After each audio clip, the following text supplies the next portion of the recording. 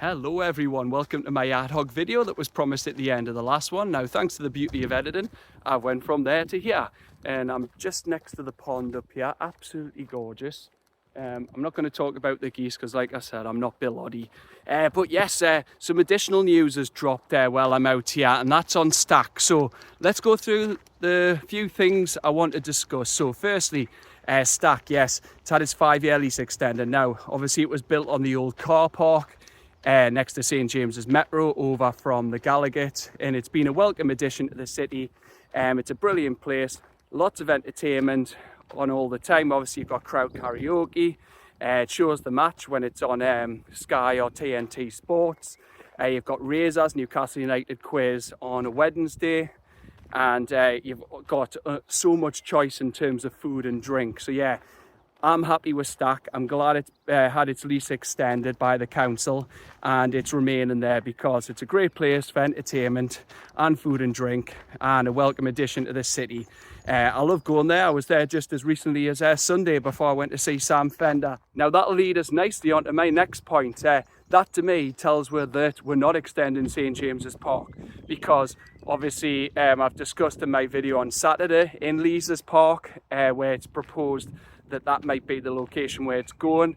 That an option, even though I'm not an engineer, I've seen lots of people discuss it, that you could maybe have done a tunnel over Strawberry Place, coming out, build the Gallagher outwards and upwards. So it means that there's still the access road, the RVI.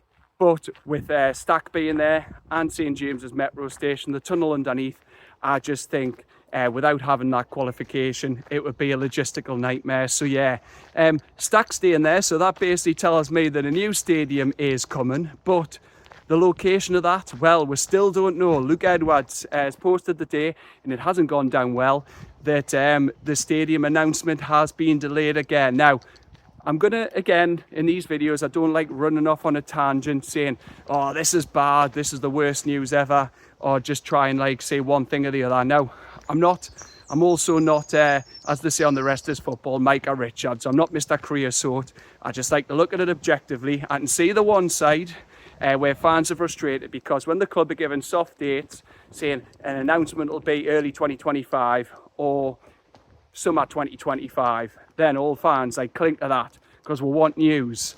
Like most of us want news yesterday, let alone now or like in the next hour. We want it yesterday. And when there's a lack of transfer activity, as there is at the moment, reasons for that which I'll come into, then you want some good news to talk about, to discuss. It's encouraging, it's ambitious, your club's future. It's showing the sky's the limit. But obviously with the delays, then fans are getting frustrated, and rightly so. I'd love to hear what the club's intentions are. We all want to know, because then we can picture what everything will be like for the future. We'll want to see what the stadium will look like.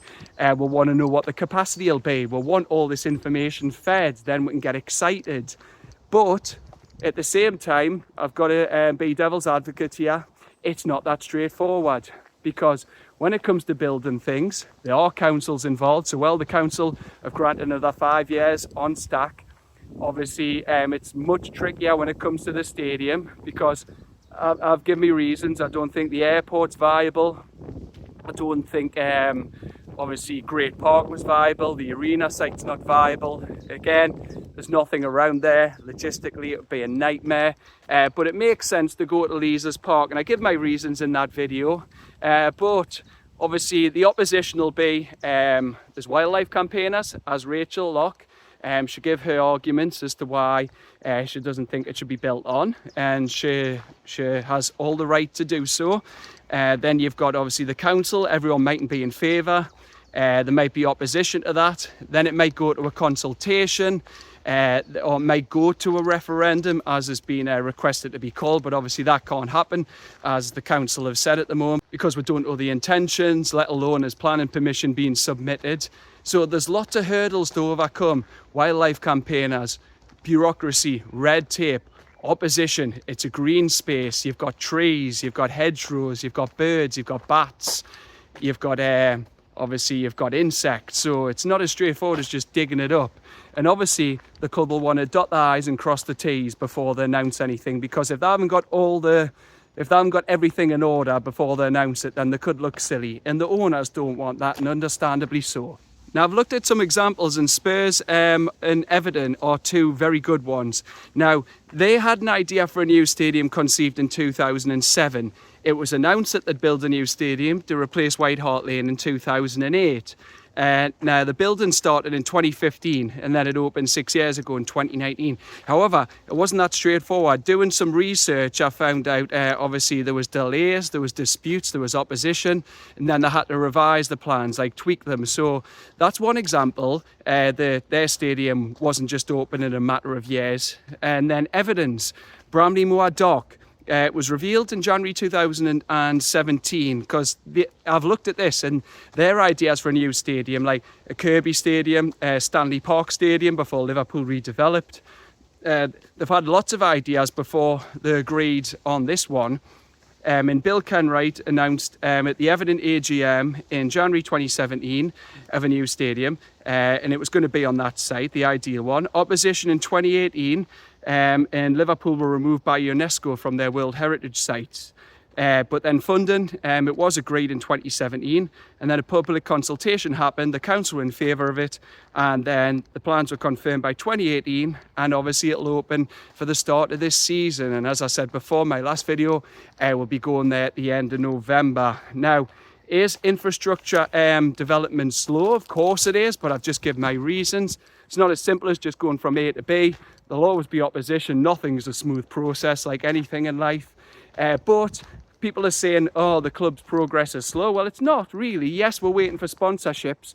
But I've said before, I think this will come off the back of Manchester City's hearing when we find out what that ruling's like. Then we could go wild on sponsorships or whatever the ceiling is to what's announced. And then in terms of commercial revenue, that's grown by over 300%. We went from £21 million to 86. So progress is happening. Yes, not on infrastructure, and yes, not transfers, but I do believe the club are committed. And these things take time. Like I said, I'd rather it be right than they're just rushing it just to appease fans, because one thing fans don't have in football is patience. But patience needs to be the name of the game at the moment. Look, I'll use an example. Transfers at the moment, everyone's frustrated seeing other clubs sign X, Y and Z and we're not, but there's reasons for this. Other clubs, whether people like it or not, and they mightn't like to hear it, but the truth is other clubs have more revenue, they've won more trophies, they're more established. This is why PSR was brought in, to keep those clubs at the top. And look at João Pedro as an example. Fabrizio Romano said that Chelsea have announced an interest in him. They wanted to get the lap tied up, and then they've put him on their list. And now that's sent fans into a kind of meltdown. But my viewpoint on this is Chelsea, it says, have to get rid of Nkunku. They've got a bloated squad. Will they really fit him in there? I think he's still got more chance of having game time here. Despite Isak being here, there's 4 competitions. He could even function as a winger, could function as a number 10, as I've said, or a number 8. He's versatile.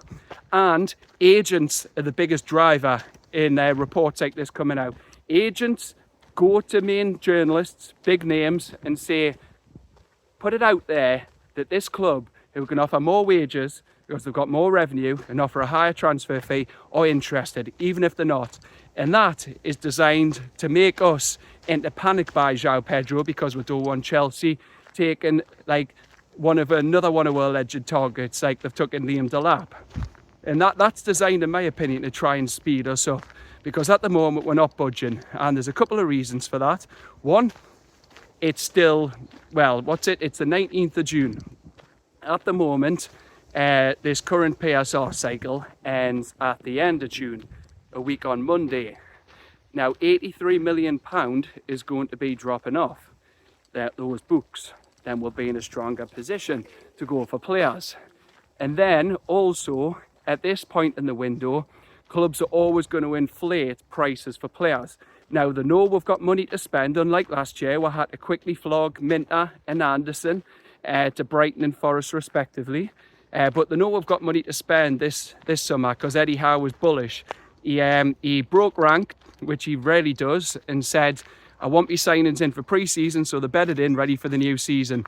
That took everyone by surprise, not just journalists, but fans as well. But that's put other clubs on alert, making them aware that we have got money to spend. And obviously when it gets into this new cycle, we'll have a bit more to spend. Look, I know also some of you will counter to that and say that you can still sign players now, but the contract's starting from the 1st, it doesn't matter, because obviously it would go onto the books for this cycle if it was dated before July 1st. So I'm aware of that. But I'm just saying these are different factors playing into it. And look, you're always going to have journalists out there putting non-stories out there regarding other clubs. Look at this stuff about Isak the day. Look, my honest opinion on Isak, I think he is going to go in a year or two. But will he go to Liverpool? No. I think when we play them on the opening home game, he's going to be lined up in black and white. One, because they've signed Florian Wirtz, and two, will want a big 3-figure sum from. And like, I'm not saying we'd do a deal for this, but he's worth at least 150 to 200 million pound, and I just can't see them doing it. Now, the rumoured new third shirt, my quick opinion on it, it's better than the away top. Now, I don't think the away top's so bad. However, this one I think slightly better than the second top, but it's not what I expected. Look, I don't think it's the worst. I think it's nice. I'm not sure on the material. It doesn't look too legit to me. Like I said in my post, it's rumoured. But my opinion is, look, if it is that, fair enough. We'll have to accept it. But I, for one, I'm hoping that it's just that it's rumoured and it's closer to the 97.8 top when something's more legit. But the away top looks like that is the away top. But we'll wait and see in anticipation what the third one will be. But my thoughts on it, yeah, the material doesn't make it look so legit. The last one, if you remember, in the 90s used to click. So I'm hoping Adidas get this one right, and it is the trefoil badge. But yeah, we'll wait and see on that. But anyway, that's it for my ad hoc video. Again, if you like what I do, please drop a like and follow to all my socials. And for the latest videos, subscribe to the YouTube channel, and they'll pop up in your notifications when they get uploaded. I'll just give you a teaser. My next video is going to be on the proposed locations of the new training ground. So look out for that one when it does come up. But for now, enjoy the rest of your weeks and enjoy this fantastic weather and your weekends. Take care, everyone. Bye for now.